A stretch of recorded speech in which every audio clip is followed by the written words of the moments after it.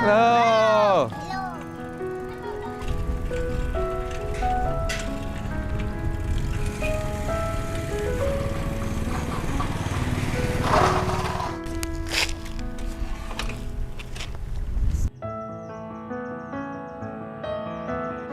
Chúng ta đã đến đầu làng của xã Tân Hóa, huyện Minh Hóa, tỉnh Quảng Bình, nơi sinh sống của hơn 715 hộ dân thuộc nhóm người nguồn.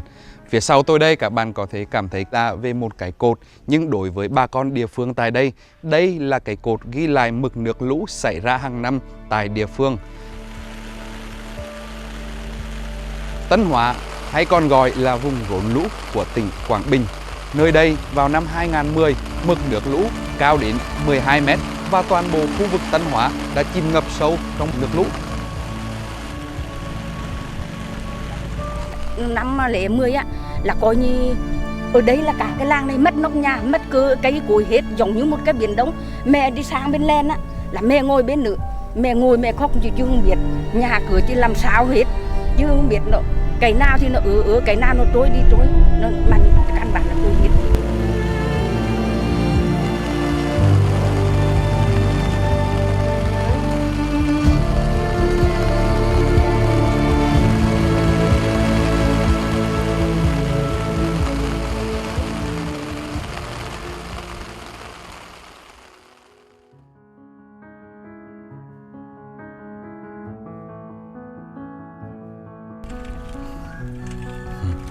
Chào hai mẹ.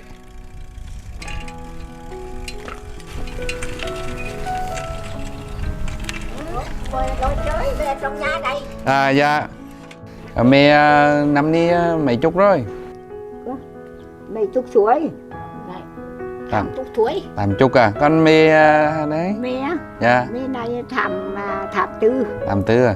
Là hai mẹ là ở gần chắc là cũng mấy chục năm rồi đó ha. Dạ.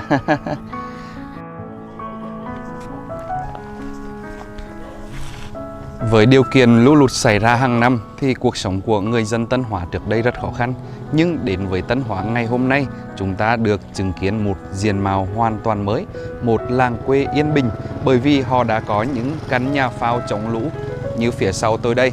Thì vào những ngày mưa lũ xảy ra, họ sẽ di chuyển toàn bộ đồ đạc trong nhà và cùng nhau sinh sống trong những căn nhà phao như thế này.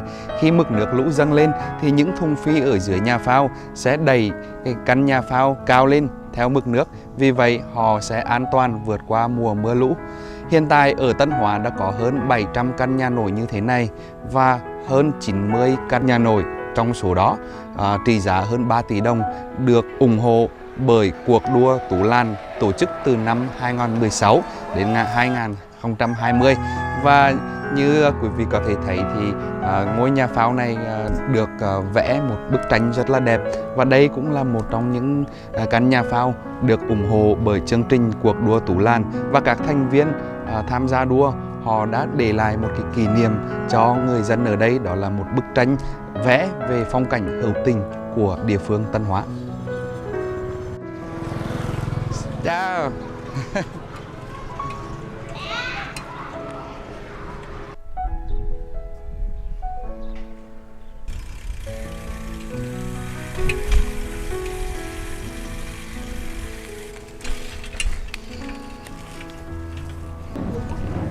Con chào bác. Vâng, xin chào bà con. Bác đang làm gì đó?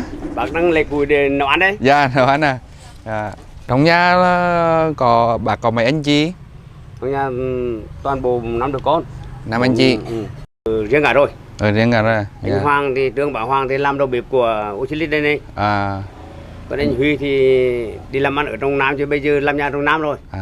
Con cô em gái thì lấy chồng ở thôn này. Dạ. Được cái thế vất vả. Dạ. Hiện chưa thì như có cái du khách đây họ đến đây họ tham quan ở quê hương bác cho nên con cháu cũng có được sống ổn định hơn. Dạ. Vậy hy vọng là du khách càng ngày càng đến đông để càng thêm nhiều người, con cháu của bác để đi làm thêm, phục vụ trong tour. Vâng. Rồi con cảm ơn bác. Vâng. Dạ. Chúc sức khỏe cả con. Dạ.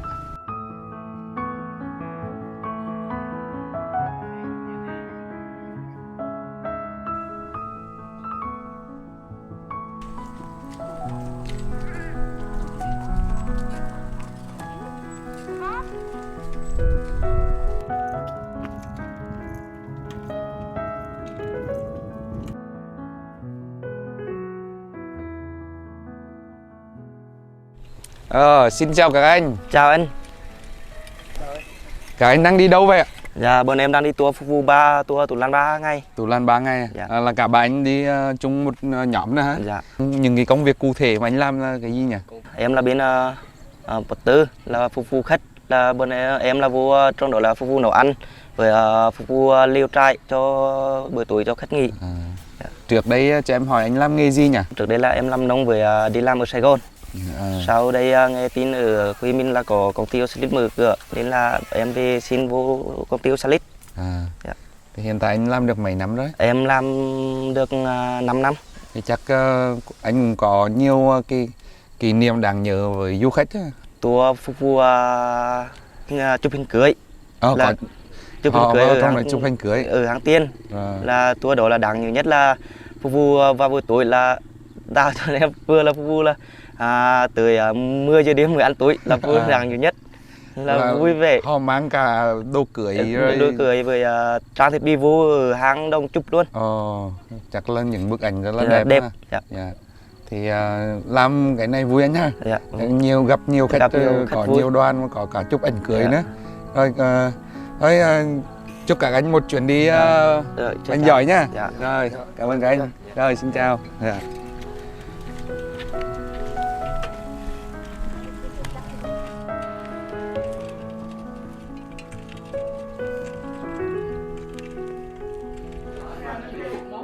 Smaller than the rock is.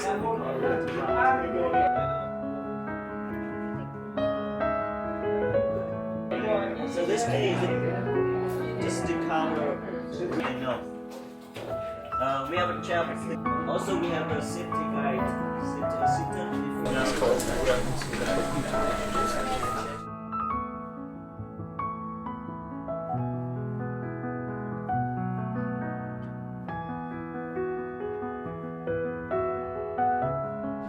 Chúng ta đang có mặt tại Tú Làn Lodge, một khu nghỉ dưỡng nằm tại xã Tân Hóa. Đây là mô hình phòng ngủ nằm ở triền núi, phù hợp với điều kiện thời tiết và tình hình lũ lụt tại địa phương hàng năm. Thì đây không chỉ là nơi nghỉ dưỡng của du khách, đây còn là nơi mà bà con xã Tân Hóa có thể đến để cư trú vào những ngày lụt to và kéo dài. Đây cũng cung cấp nước sạch và điện để sạc điện thoại cũng như những vật dụng cần thiết trong nhà cho bà con.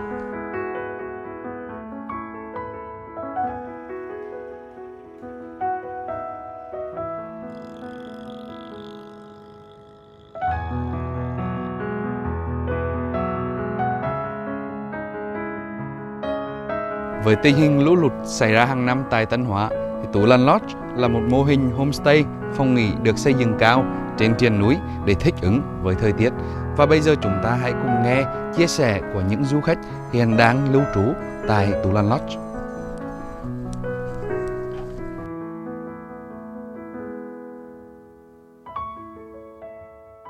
We really like it here.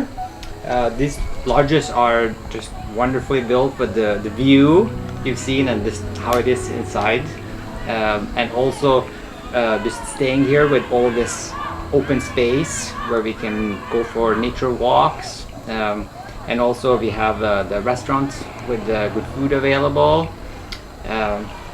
What else? We live in a very busy place in California, and just to come here is relaxing. Yes. In the morning we listen to birds and bird singing. That's what wakes us up. In California, what wakes us up are cars. Okay, yes. This is truly a vacation.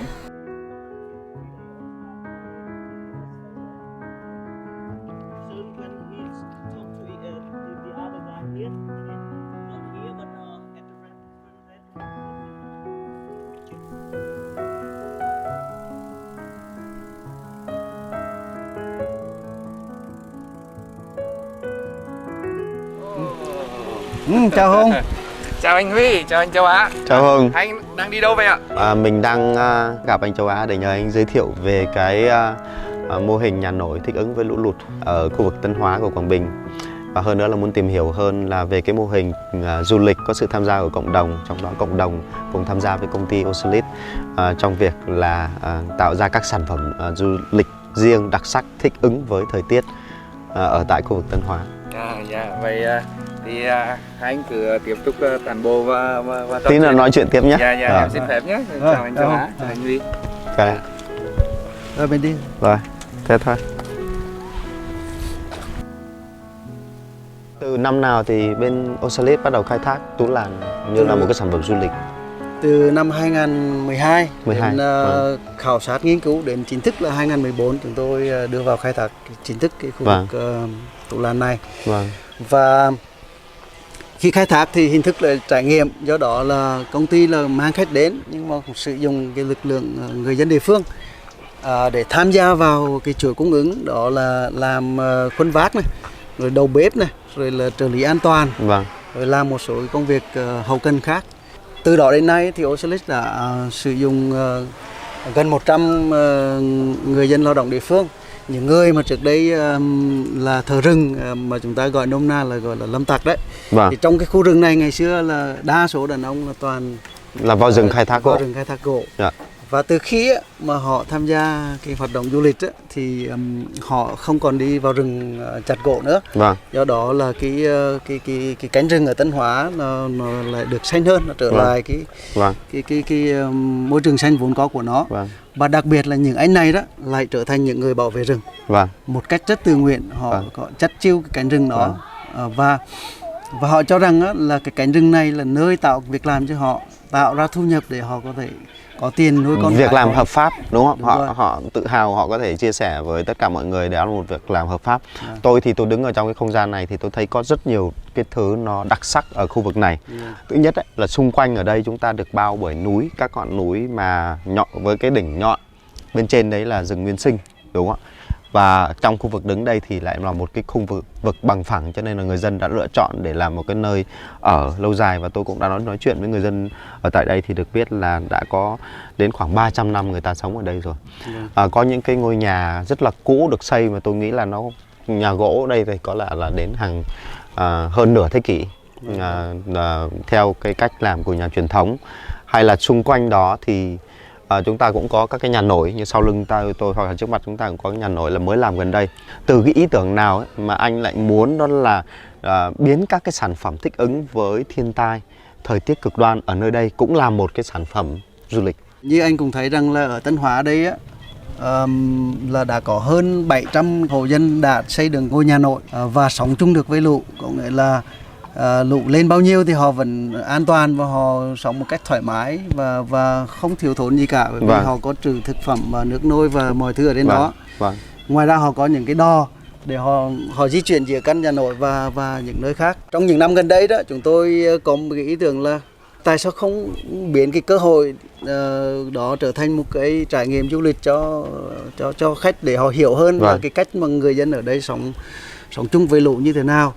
Thì trong thời gian tới đây đó, chúng tôi sẽ xây dựng một cái thí điểm khoảng 10 căn nhà nổi như thế này thành phòng nghỉ cho khách.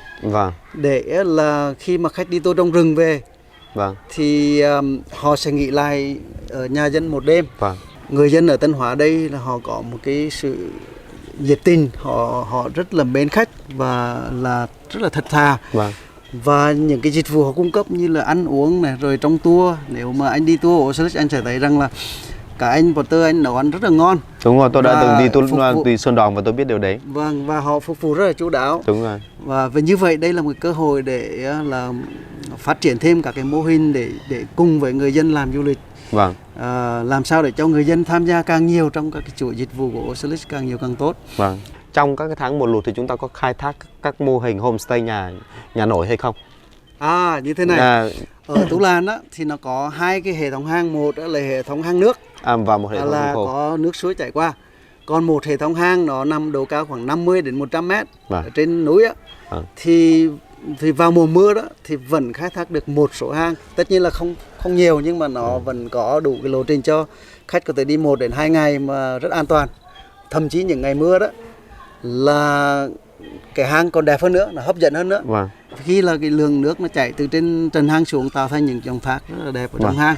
Thì khi khách trải nghiệm như vậy rồi đó thì họ về đây, họ nghỉ trên cái ngôi nhà nổi của dân nữa, thì tôi nghĩ rằng đây là một cái trải nghiệm mới và mọi người sẽ cảm thấy rất là thú vị khi người dân không chỉ làm du lịch theo mùa mà họ có thể làm quanh năm. Thì cái mục tiêu quan trọng nhất khi mà làm các cái vấn đề liên quan đến cộng đồng, nâng cao năng lực cộng đồng đó là gì? Người dân phải có thu nhập.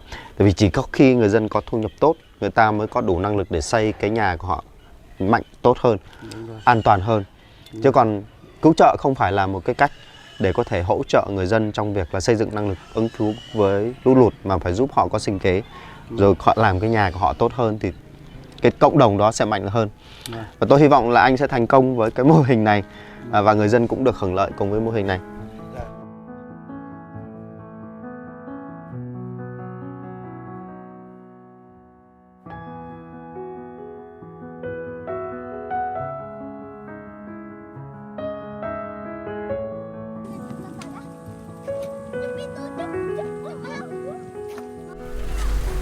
Chào bác. Đi chơi ơi. Không về đó. Đi làm người. Cảm ơn bác. Cho vào coi với. Bị làng á.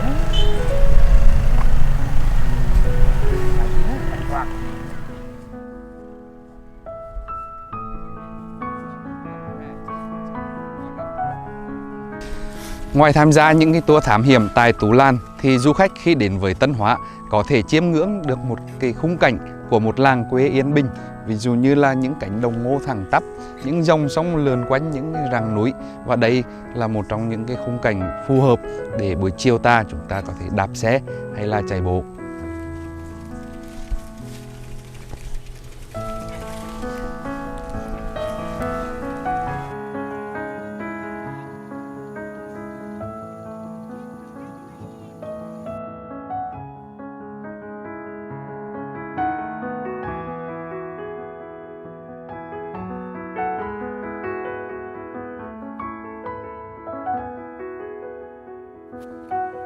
Với phong cảnh thiên nhiên hùng vĩ, những rặng núi đá vôi trùng trùng điệp điệp, Tân Hóa đã được chọn làm bối cảnh cho nhiều bộ phim nổi tiếng như Công, Đảo Đầu Lâu đến từ Hollywood, Người Bất Tử của đạo diễn người Việt Victor Vũ và nhiều bộ phim tài liệu khác.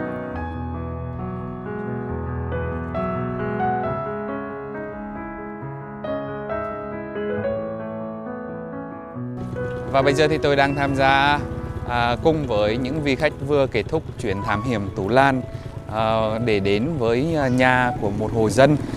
Tại đó họ sẽ được thưởng thức bữa tối được nấu bởi những người dân địa phương. Và hãy cùng chờ xem bữa tối tại nhà dân ở Tân Hóa thì có những gì đặc biệt nhé.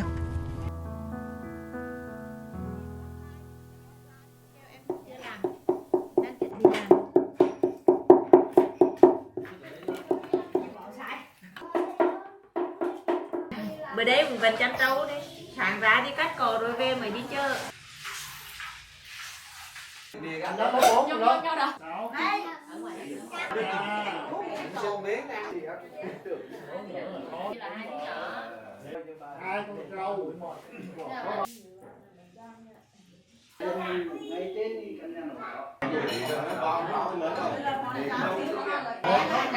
Có hợp khẩu vị không? Dạ. Có ngon hơn trong tour không ạ? Ngon hơn trong tour nha. Dạ, rồi cảm ơn. Dạ. Thấy là các đầu bếp ở bên Oceanit là nấu ăn rất là ngon rồi. Dạ. Nhưng mà hôm nay ăn còn ngon hơn. Bữa ăn hôm nay ở nhà người dân địa phương thì nó rất là đặc sắc. Có những món mà thực sự là tụi em nghe tiếng thôi, nhưng mà lần đầu tiên em được ăn, ví dụ như ốc này ở trong suối này. Có một món này nữa, có nghĩa là mà công ty chua me đất thì là tụi em biết đến rất là nhiều rồi. Tên tiếng Anh là Oceanit, nhưng mà lần đầu tiên tụi em được ăn món canh này. So the food is very delicious, and so there are many things we never tried, but it's great to try local food. So thank you very much for organizing, and it's very great, very delicious. Thank you. I love the food tonight. I love the Ark. I'm a big fan of Ark, and they're delicious. Yeah, I'm trying also this new Kompoy. Kompoy, yeah, and yeah, it's very good. So we're trying new things, and they're very good.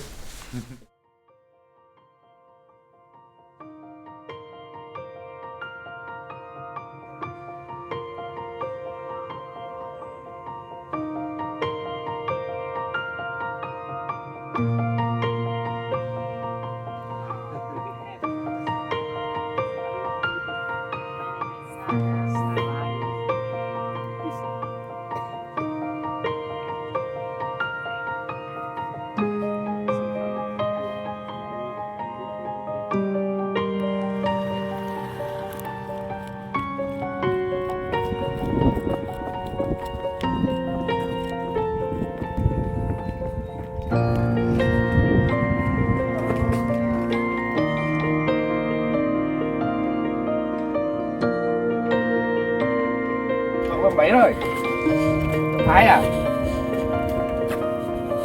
Rồi, ra đi.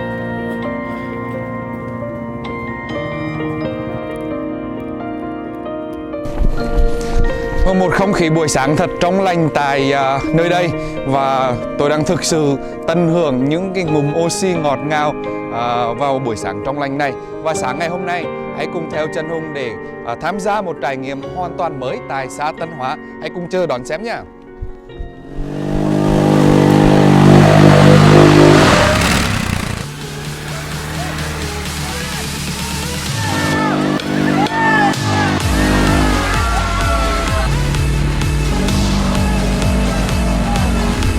Có phê.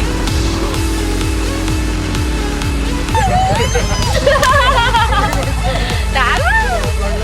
Tuyệt vời.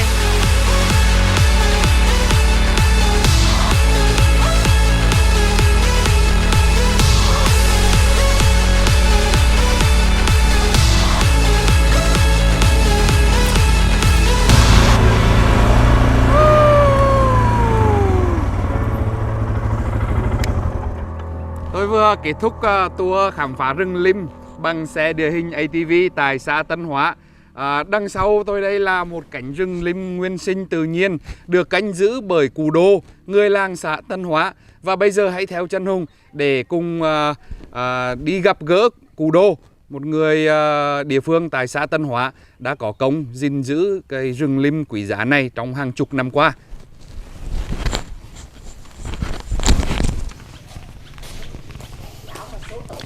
Cụ Đô ơi. Chào cụ.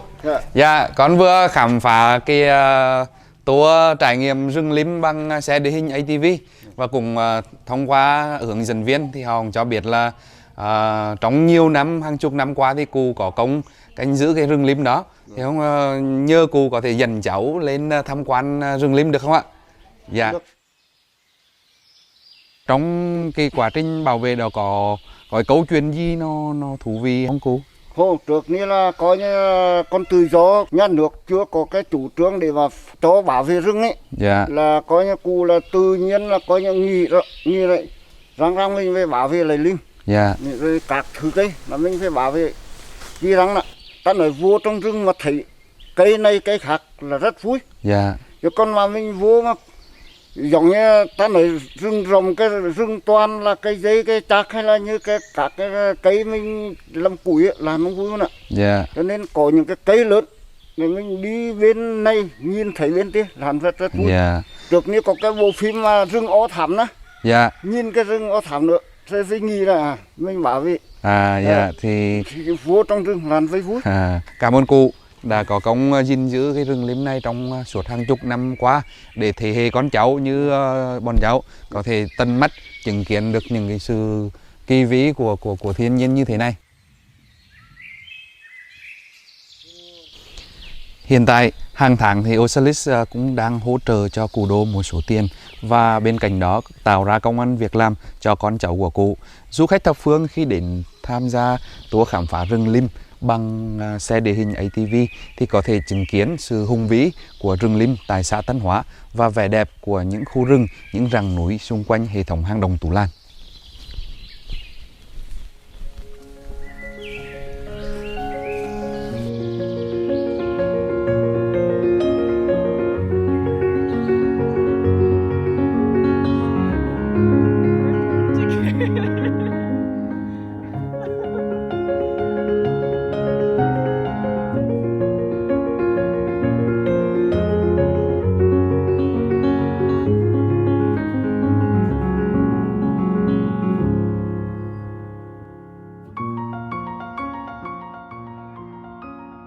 Em sống ở Sài Gòn 1 năm rồi.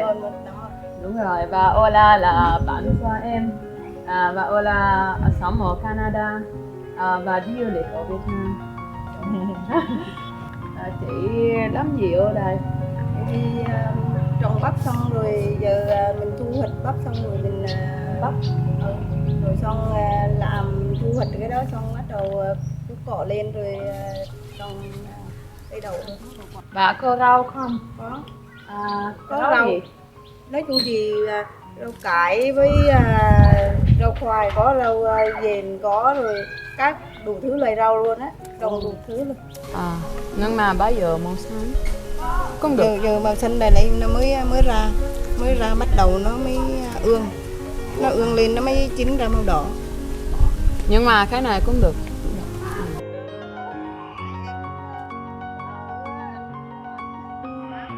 Cảm ơn chị, cảm ơn em nha. Với lợi thế thiên nhiên ban tặng, hệ thống hang động Tú Làn độc đáo và phong cảnh yên bình của làng quê Việt Nam, từ đây Tân Hóa sẽ phát triển thành làng du lịch cộng đồng thích ứng với thời tiết. Du khách thập phương sẽ được ghé thăm, chiêm ngưỡng vẻ đẹp của Tân Hóa. Từ một miền quê lũ lụt xảy ra hàng năm, bà con Tân Hóa sẽ có cơ hội kết nối và gặp gỡ giao lưu với du khách thập phương trên toàn thế giới, và họ sẽ có thêm thu nhập, một cuộc sống ấm no và hạnh phúc hơn.